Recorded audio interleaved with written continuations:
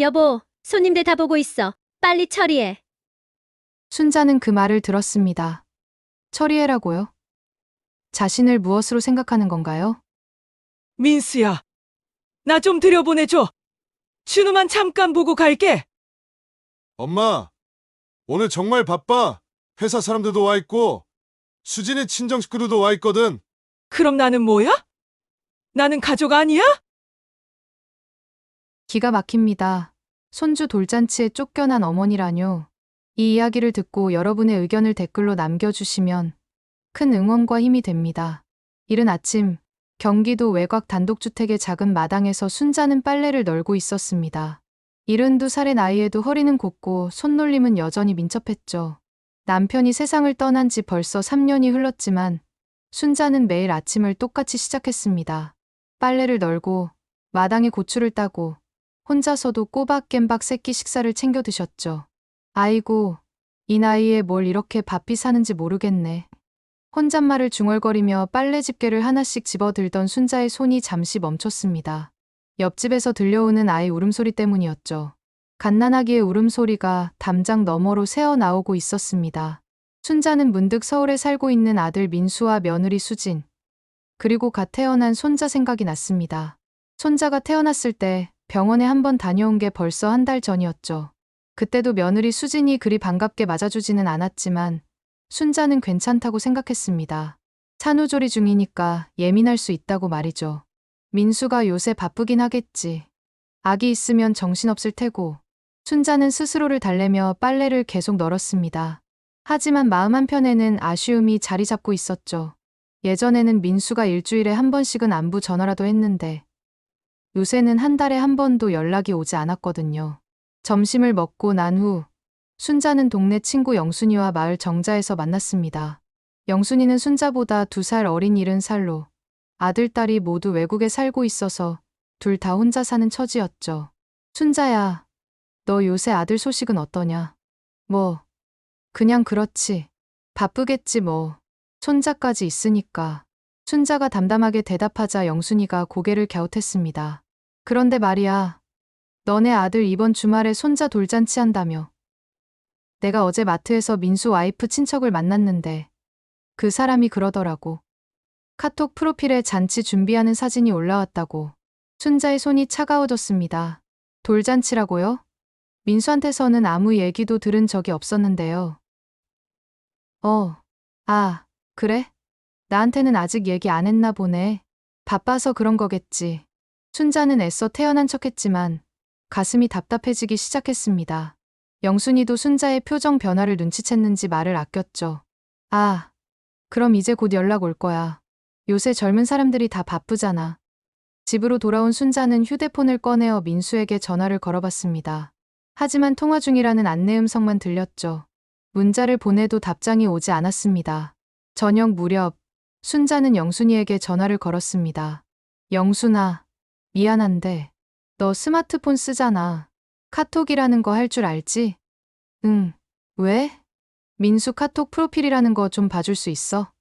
정말 돌잔치 준비하는지. 잠시 후 영순이가 순자의 집으로 왔습니다. 영순이는 자신의 스마트폰을 꺼내어 민수의 카톡 프로필을 찾아봤죠. 어머, 순자야. 이거 봐.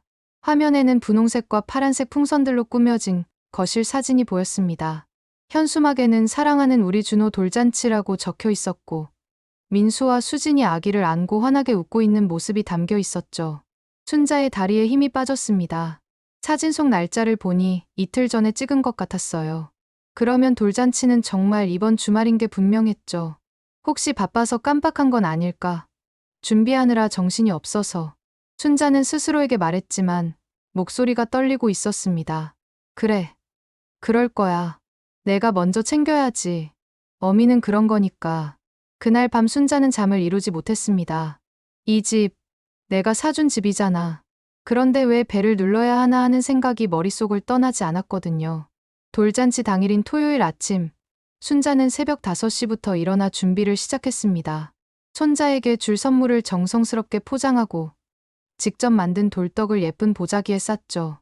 거울 앞에서 몇 번이나 옷을 갈아입으며 단정하게 차려입었습니다. 오늘은 우리 준호 돌잔치네. 할머니가 늦으면 안 되지. 순자는 마음을 다잡으며 집을 나섰습니다. 서울까지 가는 버스 안에서도 계속 손자 생각만 했죠. 1살이 된 준호가 얼마나 자랐을까, 걸음마는 할까, 할머니를 알아볼까 하는 생각들로 가슴이 설렜습니다. 2시간 만에 민수가 사는 아파트 단지에 도착했습니다. 순자가 전 재산을 팔아서 사준 그 아파트였죠. 3년 전 남편이 돌아가신 후 홀로 남은 순자는 민수의 전세 걱정을 덜어주려고 시골집과 논밭을 모두 팔아서 이 아파트를 사줬었습니다. 그때 민수가 얼마나 고마워했는지. 엄마 덕분에 집 걱정 없이 살겠다고 했는데 엘리베이터를 타고 15층까지 올라가며 순자는 가슴이 두근거렸습니다. 복도를 걸어가니 멀리서도 민수 집에서 나오는 음악 소리가 들렸어요. 경쾌한 동요와 사람들의 웃음소리가 새어나오고 있었죠. 아, 벌써 손님들이 와 계시는구나. 순자는 가방에서 열쇠를 꺼냈습니다. 민수에게 이 아파트를 사줄 때 여분 열쇠를 하나 받아뒀었거든요. 응급 상황이 있을 때를 대비해서 말이죠. 하지만 열쇠를 현관문에 꽂는 순간 순자의 얼굴이 굳어졌습니다. 이상하네. 왜 안 돌아가지? 몇 번을 시도해봐도 열쇠가 맞지 않았습니다. 순자는 당황해서 열쇠를 이리저리 돌려봤지만 소용없었죠. 그럼 인터폰을 눌러야겠다고 생각했습니다. 민수야, 엄마야, 문 좀 열어줘. 하지만 인터폰을 아무리 눌러도 응답이 없었습니다. 안에서는 분명히 사람들이 떠드는 소리가 들리는데도 말이죠. 순자는 다시 한 번 더 세게 인터폰을 눌렀습니다. 그때 복도 끝에서 나타난 이웃 아주머니가 순자를 보고 말했습니다. 어머니, 오늘 1500이호 잔칫날이라 그런지 아침부터 손님이 엄청 많이 왔더라고요. 꽃도 배달 오고 케이터링도 왔고. 그런데 어머니는 어디서 오신 거예요? 순자는 목이 메었습니다. 손님이 많이 왔다고요? 그럼 돌잔치가 정말 열리고 있는 거였죠. 그런데 왜 자신만 모르고 있었을까요? 저는 민수 어머니입니다. 아, 그러시구나. 그런데 문이 안 열리세요. 이웃 아주머니의 말에 순자는 더욱 당황했습니다. 자신이 사준 집인데 자신의 열쇠로 문이 열리지 않는다는 게 말이 되나요? 열쇠가 안 맞네요.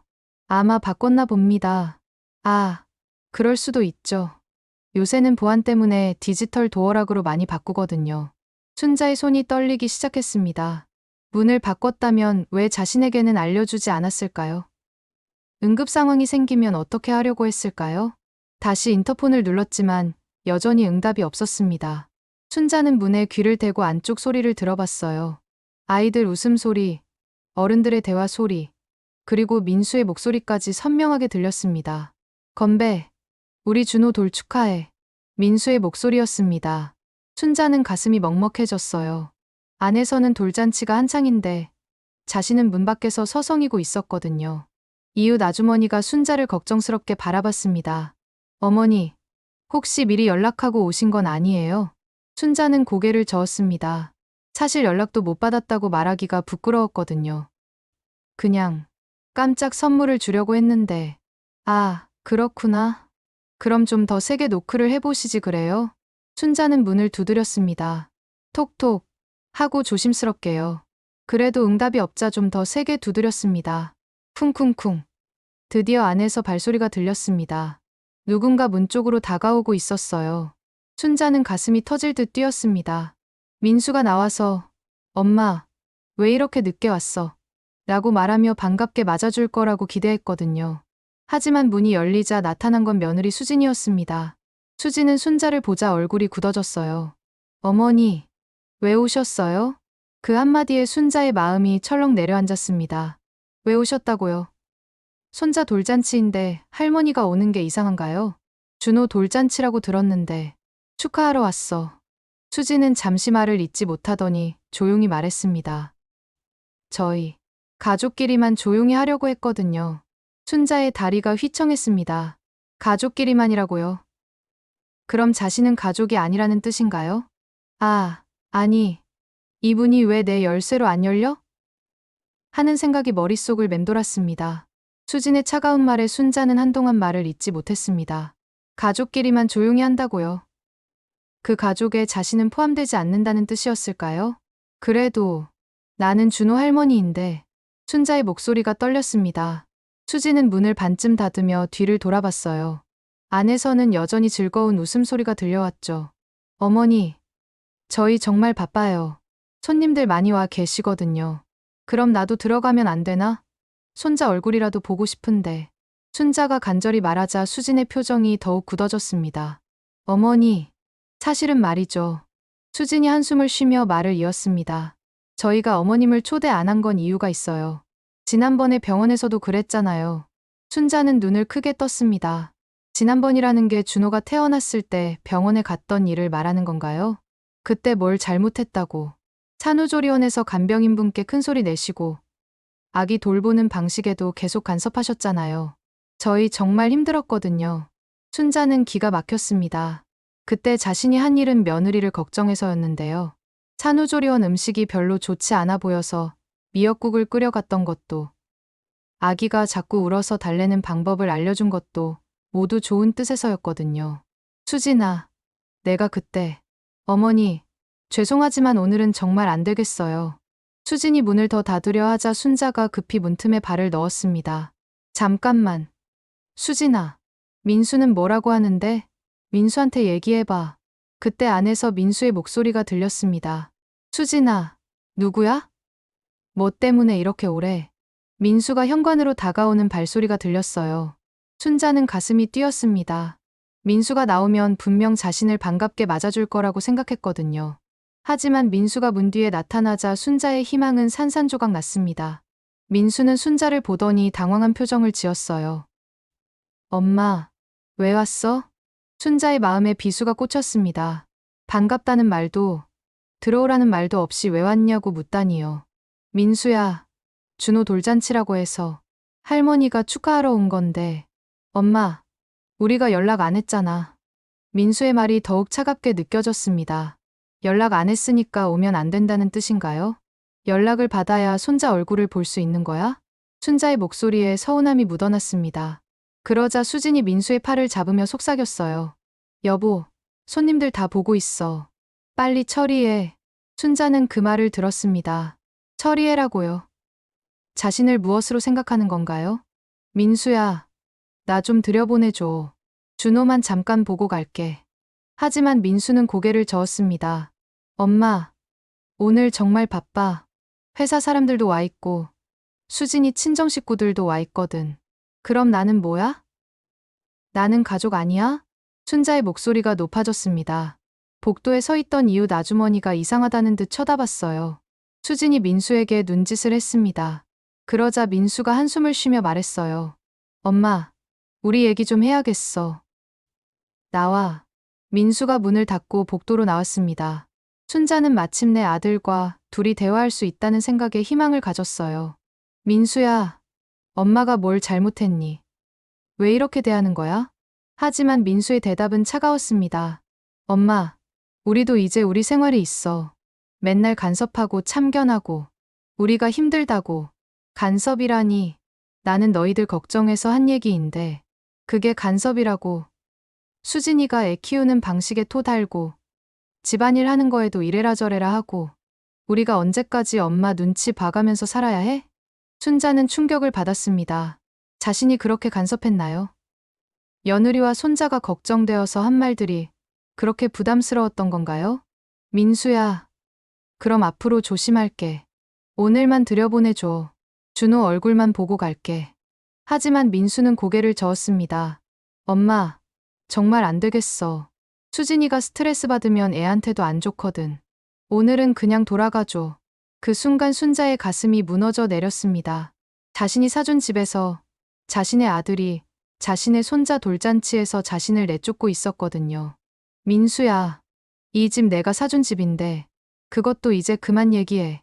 엄마가 해준 거 맞지만 우리도 이제 독립해서 살고 싶어. 순자는 다리에 힘이 빠져 복도 벽에 기댔습니다. 내가 뭘 그렇게 잘못했니? 내 피부치가 맞긴 한 거냐?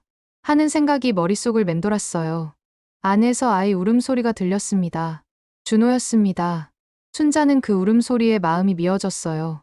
준호가 우는데 할머니가 달래줄까? 하지만 민수는 단호했습니다. 엄마, 제발 돌아가줘. 우리 힘들게 하지 말고.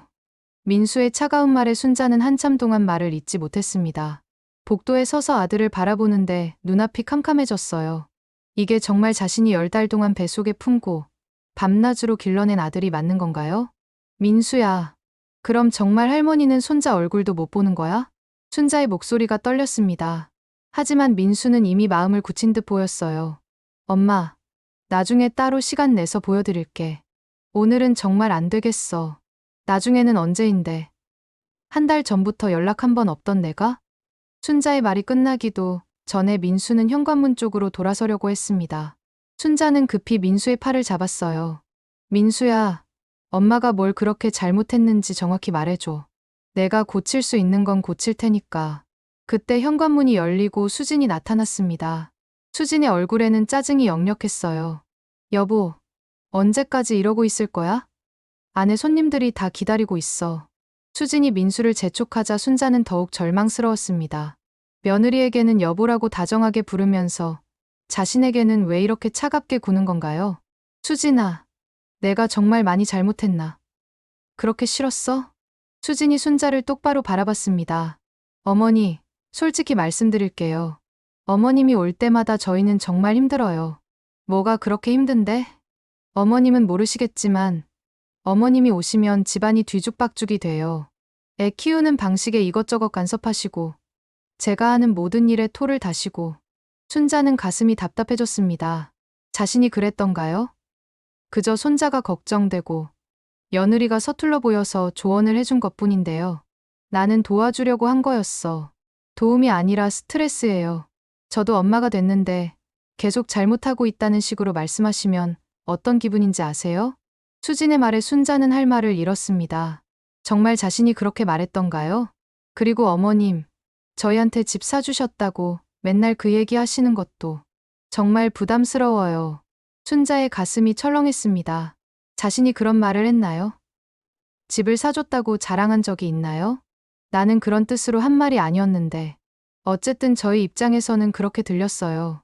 그래서 오늘 돌잔치도 조용히 하려고 했던 거예요. 그 순간 현관문 안쪽에서 웃음소리가 터져 나왔습니다.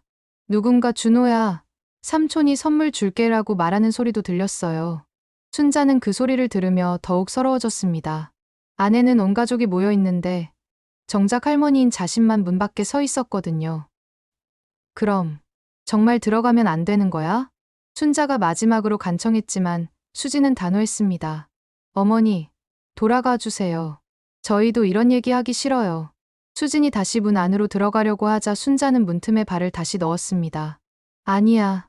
나는 못 가. 내 손자인데 왜 못 보게 하는 거야? 순자의 목소리가 높아지자 복도에 있던 다른 이웃들이 하나둘 고개를 내밀기 시작했어요. 민수는 당황해서 순자를 말렸습니다. 엄마, 조용히 해. 사람들이 다 봐. 사람들이 보면 어때? 내가 뭘 잘못했다고. 순자가 소리를 지르자 수진의 얼굴이 새파래졌습니다. 어머님, 이러시면 정말 경비실에 신고해야겠어요. 경비실에 신고해. 내가 뭘 잘못했다고 경비실에 신고해? 하지만 수진은 이미 핸드폰을 꺼내고 있었습니다. 정말로 경비실에 전화를 거는 것 같았어요. 여보세요? 경비실이죠. 15층에서 문제가 좀 있는데. 순자는 믿을 수 없다는 표정으로 수진을 바라봤습니다. 정말로 경비실에 신고를 하는 건가요? 자신을 무엇으로 생각하는 건가요? 민수도 당황해서 수진을 말렸습니다. 수진아, 그렇게까지 하지 말고. 안 돼요. 이럴 때 확실히 해두지 않으면 계속 이런 일이 반복될 거예요. 잠시 후 경비원이 엘리베이터에서 내려 복도로 왔습니다. 50대 남성 경비원은 상황을 파악하려고 했어요. 무슨 일이십니까? 수진이 먼저 말했습니다. 저희 시어머니신데 초대하지 않으셨는데 계속 들어오시려고 해서요. 경비원이 순자를 바라봤습니다. 순자는 보자기에 싼 돌떡을 꼭 껴안고 있었어요. 어르신, 말씀 좀 들어볼까요? 순자는 목이 메어서 말이 나오지 않았습니다. 어떻게 설명해야 할까요? 자신이 사준 집에서, 자신의 손자 돌잔치에서 자신이 쫓겨나고 있다고 말해야 할까요? 저는 그냥 손자 돌잔치라서. 어르신, 집주인분이 원하지 않으시면 들어가실 수 없어요. 이해해 주세요. 그때 민수가 마지막으로 차가운 말을 했습니다. 엄마, 왜 항상 우리를 불편하게 만드세요? 우리도 편하게 살고 싶어요. 순자는 그 말을 듣는 순간 모든 힘이 빠졌습니다. 항상 불편하게 만든다고요. 자신이 그런 존재였나요? 순자는 천천히 돌아섰습니다. 복도에 떨어진 돌떡 부스러기들과 구겨진 선물 포장지를 보며 걸어갔어요. 뒤에서 현관문이 닫히는 소리가 들렸습니다.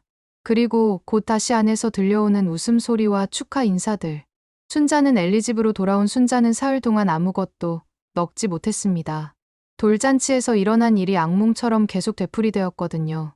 민수의 차가운 눈빛과 수진의 매서운 말들, 그리고 경비원 앞에서 느꼈던 그 수치감이 가슴을 짓눌렀습니다. 내가 정말 그렇게 나쁜 시어머니였나? 순자는 거울 앞에 앉아 자신의 모습을 바라봤습니다. 초라하고 늙어 보이는 자신의 얼굴이 한심해 보였어요. 혹시 정말로 자신이 모르는 사이에 민수와 수진에게 상처를 준 건 아닐까요? 나흘째 되는 날, 동네 친구 영순이가 찾아왔습니다. 순자의 얼굴이 많이 야위어진 걸 보고 깜짝 놀랐어요. 순자야, 너 왜 이렇게 됐어? 밥은 먹고 다녀? 영순아, 나 정말 모르겠어. 내가 뭘 잘못했는지. 순자는 돌잔치에서 일어난 일을 영순이에게 털어놨습니다. 영순이는 듣고 있다가 화가 났어요. 이런 세상에. 그게 말이 되는 소리야. 할머니가 손자 돌잔치에 오는 게 뭐가 잘못이라고? 그런데 수진이 말로는 내가 계속 간섭하고 부담을 줬다고 하더라. 간섭이 뭔 간섭이야. 그냥 걱정해서 한 소리들이잖아. 영순이가 분개하며 말했지만 순자는 여전히 자책하고 있었습니다. 일주일이 지나서야 순자는 마음을 다잡고 동사무소에 일을 보러 갔습니다. 그런데 거기서 뜻밖의 이야기를 듣게 됐어요. 오래전부터 알고 지내던 공무원 김 주임이 순자를 보고 조심스럽게 말을 꺼냈거든요. 순자 씨, 혹시 댁 아드님이 집 관련해서 뭔 일 하신 거 없어요? 무슨 일이요? 아니, 제가 등기 업무를 보다가 우연히 봤는데 순자 씨 명의였던 서울집이 며느리분 명의로 바뀐 것 같더라고요. 순자는 깜짝 놀랐습니다. 집 명의가 바뀌었다고요? 그게 무슨 소리예요? 나는 그런 일 한 적 없는데요. 그러게요. 그래서 이상해서 혹시 위임장 쓰신 적 있어요? 순자는 생각해봤습니다. 위임장이라 작년에 민수가 한 번 가져온 서류가 있긴 했어요. 세금 관련 일이라고 해서 도장을 찍어줬는데 혹시 그게 작년에 민수가 세금 일 때문에 서류 하나 가져온 적은 있어요. 그런데 그게 진명에 바꾸는 서류였나요? 김 주임의 얼굴이 어두워졌습니다. 순자 씨, 이거 심각한 문제예요. 만약 속여서 도장을 받았다면 이건 문제가 될 수 있어요. 순자는 머리가 하얘졌습니다. 민수가 자신을 속였다는 건가요? 세금 관련 서류라고 거짓말을 하고 집 명의를 바꾸는 서류에 도장을 찍게 했다는 건가요?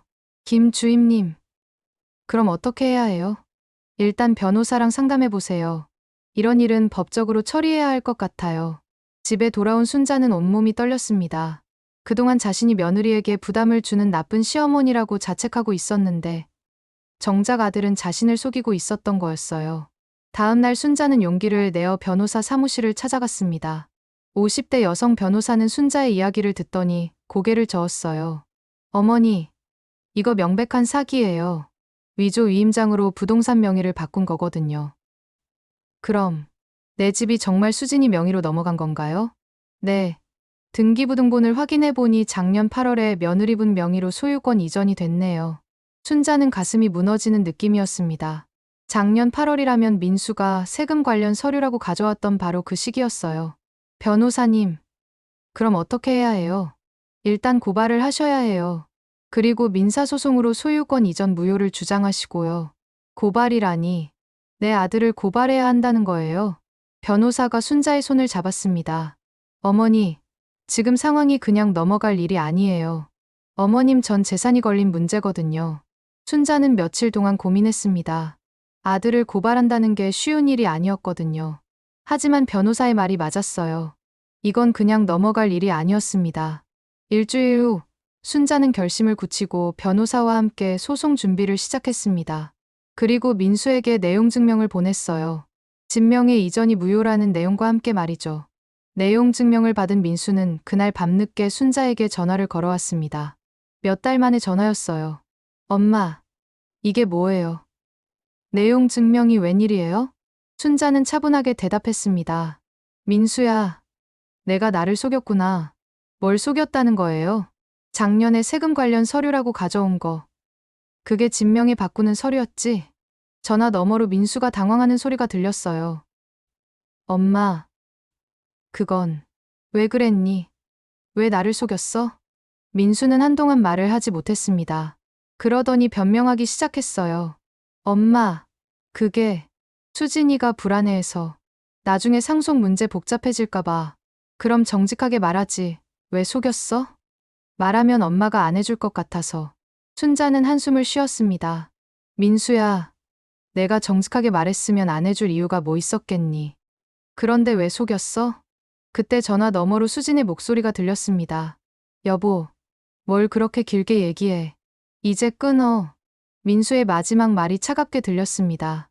엄마, 어차피 나한테 줄 거였잖아요. 미리 정리한 게 뭐가 문제예요. 순자는 전화를 끊고 생각했습니다. 민수와의 차가운 통화가 끝난 후 순자는 더 이상 눈물을 흘리지 않았습니다. 그동안 자신이 잘못된 시어머니라고 자책했던 마음이 서서히 분노로 바뀌고 있었거든요. 아들이 자신을 속여서 집까지 빼앗은 상황에서 어떻게 조용히 있을 수 있겠어요? 다음 날 아침, 순자는 변호사 사무실을 다시 찾아갔습니다. 이번에는 확고한 결심을 가지고 말이죠. 변호사님, 소송 진행하겠습니다. 어머니, 정말 결심하신 거죠? 네. 이건 그냥 넘어갈 일이 아니에요. 저는 엄마예요. 걔한테 집을 준 것도, 내 심장 반쪽을 떼준 것도 다 사랑이었어요. 그런데 속임수를 쓴다면 이건 다른 문제죠. 변호사는 순자의 변화된 모습에 놀랐습니다. 처음 찾아왔을 때의 주눅 들고 자책하던 모습과는 완전히 달랐거든요. 소송이 시작되자 민수의 직장에도 소문이 돌기 시작했습니다. 중견기업 과장인 민수는 회사에서 성실한 직원으로 통했는데 어머니와 법정 다툼을 한다는 소식이 퍼지면서 동료들의 시선이 달라졌어요. 민수 씨, 어머님과 소송한다는 게 정말이에요? 팀장이 조심스럽게 물었을 때 민수는 당황했습니다. 아, 그게 좀 복잡한 사정이 있어서요. 어머님을 상대로 소송이라니. 요새 젊은 사람들 참 이해하기 어렵네요. 민수는 회사에서도 위축되기 시작했어요. 특히 임원들 사이에서는 효도도 제대로 못하는 놈이 회사 일을 제대로 할까라는 시선들이 느껴졌거든요. 한편 수지는 민수에게 더욱 압박을 가했습니다. 여보, 언제까지 이런 식으로 살 거야? 어머니 때문에 당신 회사 평판까지 나빠지고 있잖아. 그래도 엄마인데 엄마가 뭐가 중요해? 우리 가족이 더 중요하지. 아예 연락을 끊어버려. 수진의 다그침에 민수는 점점 어머니에 대한 원망이 커져갔습니다.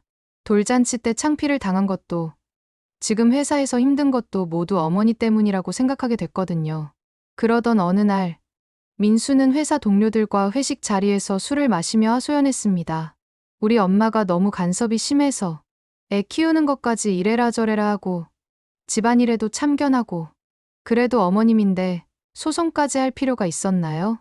후배가 조심스럽게 물었지만 민수는 이미 술에 취해 있었어요. 아니에요. 정말 한계가 있어요. 우리도 편하게 살고 싶다고요. 그 말이 다음날 회사 전체에 소문으로 퍼졌습니다. 민수가 어머니를 험담했다는 이야기까지 나돌기 시작했어요. 며칠 후 민수는 인사팀장에게 불려갔습니다. 민수 씨, 요새 개인적인 일로 업무에 지장을 주고 있는 것 같은데? 죄송합니다. 빨리 정리하겠습니다. 가족 간의 문제는 원만하게 해결하는 게 좋겠어요. 회사 이미지에도 좋지 않거든요. 민수는 집에 돌아와 수진에게 화를 냈습니다. 이제 어떻게 하자는 거야? 회사에서도 눈치 보이고 다 엄마 때문이야. 하지만 수진은 오히려 더 단호했습니다. 그러니까 말이야. 이제 어머니 좀 끊자. 당신은 언제까지 붙잡혀 살 거야? 그래도가 뭐야? 우리 준호 생각해봐. 아이가 자라면서 할머니가 이상한 사람이라는 소문 들으면 어떻게 할 거야? 수진의 말에 민수는 더욱 혼란스러워졌습니다. 한편 순자는 변호사와 함께 차근차근 증거를 수집하고 있었습니다. 민수가 가져온 서류들, 은행거래 내역, 그리고 당시 상황을 증언해줄 수 있는 이웃들의 진술까지 모두 정리했어요. 어머니, 승산이 충분해요. 명백한 사기거든요. 변호사의 말에 순자는 씁쓸하게 웃었습니다. 승소하는 게 중요한 게 아니에요. 내가 이렇게까지 해야 한다는 게 서글플 뿐이죠. 소송이 진행되면서 동네에서도 소문이 돌기 시작했어요. 어떤 사람들은 순자를 동정했지만 어떤 사람들은 그래도 아들인데 그렇게까지 해야 하나라고 수근거렸습니다. 영순이가 순자를 찾아와 걱정했어요. 순자야, 정말 괜찮겠어.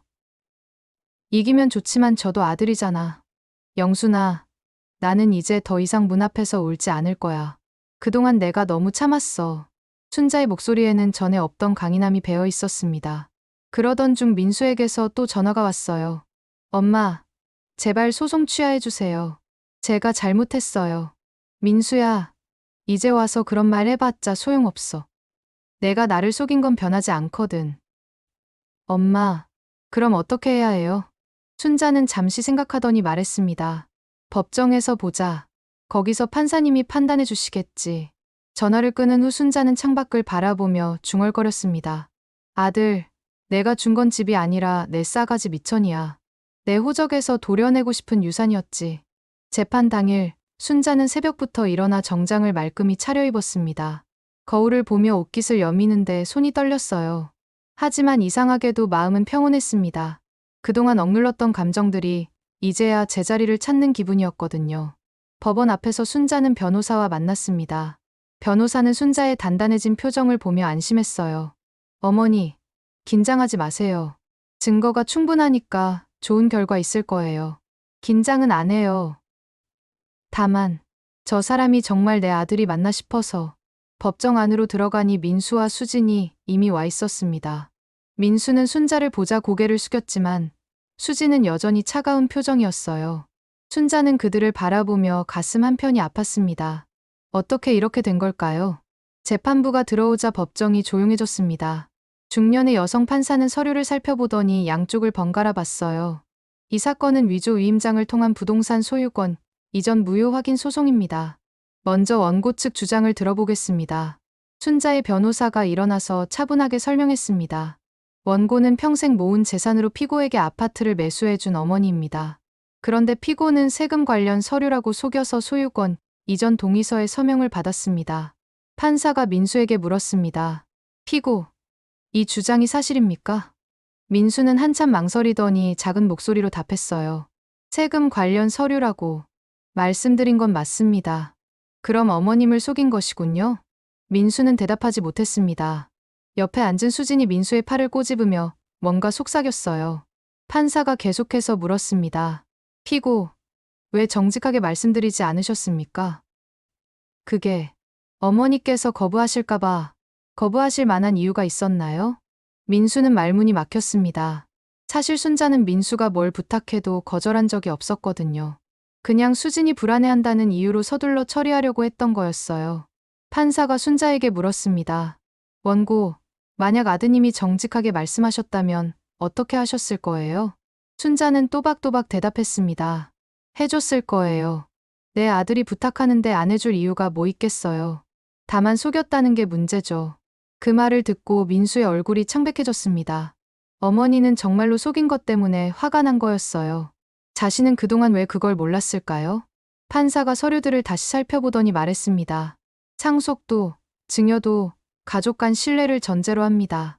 신뢰가 무너졌다면 법이 나서야겠지요. 그때 민수의 머릿속에 어릴 적 기억이 스쳐 지나갔습니다. 한겨울에도 새벽같이 일어나서 보온 도시락을 싸주던 어머니, 자신이 아플 때 밤새 간병해주던 어머니, 대학 등록금 마련하려고 논밭까지 팔던 어머니의 모습들이 말이죠. 민수는 갑자기 눈물이 났습니다. 어머니가 자신에게 해준 모든 것들이 떠올랐거든요. 그런데 자신은 그런 어머니를 속이고 돌잔치에서 쫓아내고 경찰까지 부르게 했잖아요. 어머니, 민수가 순자를 바라보며 중얼거렸지만 순자는 고개를 돌렸습니다. 판사가 최종 판단을 내렸습니다. 이 사건은 명백한 기망에 의한 것으로 인정됩니다. 소유권 이전은 무효이며 원상복구하도록 명령합니다. 재판이 끝나고 복도에서 민수는 순자를 붙잡았습니다. 엄마, 정말 미안해요. 내가 잘못했어요. 하지만 순자는 차갑게 대답했습니다. 미안하다고 다 되는 줄 아니? 민수야, 나는 내가 나를 속인 것보다 돌잔치 때 한 행동이 더 상처였어. 엄마, 손자 돌잔치에 할머니가 오는 게 그렇게 부끄러웠니? 경비실에 신고할 만큼? 민수는 할 말을 잃었습니다. 순자는 계속 말했어요. 민수야, 나는 너를 키우면서 단 한 번도 부끄러워한 적이 없어. 그런데 너는 나를 부끄러워했구나. 순자가 돌아서려 하자 민수가 다시 붙잡았습니다. 엄마, 다시 시작할 수 없을까요? 내가 정말 잘못했어요. 순자는 민수를 똑바로 바라봤습니다. 민수야, 너는 이제 아빠야. 준호한테는 어떤 아빠가 되고 싶니? 좋은 아빠요. 그럼 먼저 좋은 아들이 되는 법부터 배워. 나는 이제 내가 준비될 때까지 기다리지 않을 거야. 순자는 그렇게 말하고 법정을 나섰습니다. 민수는 그 자리에 우두커니 서 있었어요. 수진이 민수에게 다가와서 말했습니다. 여보, 이제 어떻게 할 거야? 집도 다시 어머니 명의로 돌아가는데. 하지만 민수는 수진의 말이 들리지 않았습니다. 어머니의 마지막 말만 머릿속에서 맴돌았거든요. 좋은 아들이 되는 법부터 배우라. 민수는 그제야 깨달았습니다. 어머니는 집이 문제가 아니라 마음이 문제였다는 걸 말이죠. 하지만 이미 너무 늦어버린 건 아닐까요? 법원 계단을 내려가는 순자의 뒷모습을 바라보며 민수는 생각했습니다. 엄마, 미안해. 하지만 순자는 돌아보지 않고 계속 걸어갔습니다. 재판이 끝난 지 석 달이 흘렀습니다. 순자는 아파트 소유권을 되찾았지만 그곳에서 계속 살 마음은 없었어요. 너무 많은 상처가 서린 곳이었거든요. 그래서 아파트를 매매하고 자신의 시골집도 팔아 경기도의 작은 소형 아파트로 이사를 했습니다. 공원과 뒷산이 있는 집이었는데 예전 집보다 훨씬 작았지만 순자는 만족했어요. 이제는 정말 자신만의 공간이었거든요. 이제 나는 문 앞에서 울지 않는다. 순자는 새집 열쇠를 손에 쥐고 중얼거렸습니다. 이 열쇠는 아무도 몰래 바꿀 수 없고 이 문은 자신이 원하지 않는 사람에게는 열리지 않을 것이었어요. 새로 이사온 동네에는 혼자 사는 어르신들이 많았습니다. 같은 층 할머니 정순이는 순자보다 5살 많은 77살이었는데 남편을 여의고 혼자 사는 처지가 비슷했어요. 순자 씨, 적응은 잘하세요? 정순이가 김치를 나눠주며 물었을 때 순자는 환하게 웃었습니다. 네, 정말 좋아요. 여기는 조용하고 사람들도 친절하시고. 그런데 아드님은 왜 안 오세요? 이사하셨다고 인사 한번 올 법도 한데. 순자는 잠시 말을 멈췄다가 담담하게 답했어요. 저희는 좀 멀어졌어요. 그런 일도 있는 거죠. 정순이는 더 묻지 않았습니다. 어르신들끼리는 굳이 아픈 이야기를 파헤치지 않는 법이었거든요. 순자는 새로운 일상에 빠져들었습니다. 아침에는 아파트 옥상에서 작은 화분들을 기르고 오후에는 근처 공원에서 산책하며 다른 할머니들과 시간을 보냈어요. 저녁에는 혼자 드라마를 보며 차를 마시는 것이 일과였죠. 어느 날 순자는 동네 할머니들과 함께 돌떡을 만들었습니다. 정순이의 손자가 돌이 되어서 잔치를 한다고 했거든요. 순자 씨 손이 정말 좋네요. 이렇게 예쁜 돌떡은 처음 봐요. 아, 이런 건 많이 해봐서요. 순자는 돌떡을 빚으며 자연스럽게 웃었습니다. 예전에는 이런 일을 하면 손자 준호 생각에 마음이 아팠는데 이제는 그냥 즐거웠어요. 순자 씨도 손자 있으시죠? 돌떡 솜씨 보니까 분명히 있으실 것 같은데. 네, 있어요. 그런데 좀 멀리 살아서요. 순자는 더 이상 설명하지 않았습니다. 굳이 아픈 이야기를 할 필요가 없었거든요. 며칠 후 정순이네 손자 돌잔치가 열렸습니다. 아파트 관리사무소 작은 회의실에서 동네 어르신들이 모두 모여 축하해줬어요. 순자가 만든 돌떡을 맛본 사람들이 모두 감탄했습니다. 순자 씨, 정말 맛있어요. 우리 손자가 복 많이 받을 것 같아요. 정순이가 고맙다며 순자의 손을 잡았을 때 순자는 진짜 가족이 뭔지 깨달았습니다. 꼭 피가 섞여야만 가족인 건 아니었어요. 서로를 아끼고 배려하는 마음이 진짜 가족을 만드는 거였죠. 그날 저녁, 집으로 돌아온 순자는 작은 베란다에 앉아 뒷산을 바라봤습니다. 휴대폰에는 민수에게서 온 문자가 몇 개 쌓여 있었어요. 하지만 순자는 읽지 않고 그냥 삭제했습니다. 아직은 마음의 준비가 안 됐거든요. 한 달 더 지난 어느 날, 순자는 동네 마트에서 장을 보다가 익숙한 목소리를 들었습니다. 엄마, 미안해요. 뒤돌아보니 민수가 서 있었어요. 많이 야위어 보였고 얼굴에는 피로가 역력했습니다. 민수야. 순자는 놀랐지만 차분하게 민수를 바라봤어요. 어떻게 여기까지? 엄마 집 주소 알아내서 할 말이 있어서 왔어요. 여기서 말하기 뭐하니까 집으로 가자. 순자는 민수를 새 집으로 데려갔습니다. 민수는 작지만 깔끔하게 정리된 집을 둘러보며 마음이 아팠어요. 어머니가 혼자서도 이렇게 잘 지내고 있구나 하는 생각이 들었거든요. 엄마, 정말 죄송해요. 그동안 제가 정말 잘못했어요. 민수는 무릎을 꿇고 사과했습니다. 순자는 그런 민수를 바라보며 복잡한 감정이 들었어요. 민수야, 일어나. 무릎 꿇는다고 다 해결되는 건 아니야. 엄마, 그래도 제 마음 좀 들어주세요. 저 정말 후회하고 있어요. 후회하는 건 좋은데 왜 후회하는지는 아니? 순자의 질문에 민수는 한참 생각했습니다. 엄마를 속인 것도, 돌잔치 때 쫓아낸 것도 모든 게 잘못이었어요. 그것만이냐? 순자가 다시 물었을 때 민수는 깨달았습니다. 아, 엄마 마음을 몰랐던 게 제일 큰 잘못이었어요. 엄마가 저희를 얼마나 사랑하는지, 모든 걸 희생해 주셨는지 몰랐어요. 순자는 고개를 끄덕였습니다. 그래, 그걸 이제라도 알았으니 다행이다. 엄마, 다시 시작할 수 있을까요? 저 정말 달라질게요. 순자는 잠시 생각하더니 말했어요. 민수야, 나는 이제 달라졌어. 예전처럼 너희 눈치 보면서 살지 않을 거야. 네, 알겠어요. 그리고 수진이는 어떻게 생각하는데? 민수의 얼굴이 어두워졌습니다. 수진이는 아직 이해 못하는 것 같아요. 그래도 제가 설득할게요. 순자는 한숨을 쉬었습니다. 민수야, 억지로는 안 돼. 진짜 마음에서 우러나와야 하는 거야. 그날 저녁 민수는 순자가 끓여준 된장찌개를 먹으며 눈물을 흘렸습니다. 어릴 때부터 먹던 엄마표 된장찌개 맛이었거든요. 엄마, 준호도 할머니 보고 싶어 해요. 그 애는 할머니가 누군지는 알까? 가끔 할머니 얘기해줘요. 언젠가 다시 만날 수 있다고. 순자의 마음이 조금 누그러졌습니다. 민수가 돌아간 후 순자는 베란다에서 뒷산을 보며 생각했습니다. 집이란 사랑하는 사람이 오길 기다리는 곳이야. 그걸 닫은 건 나도 민수도 아니었지.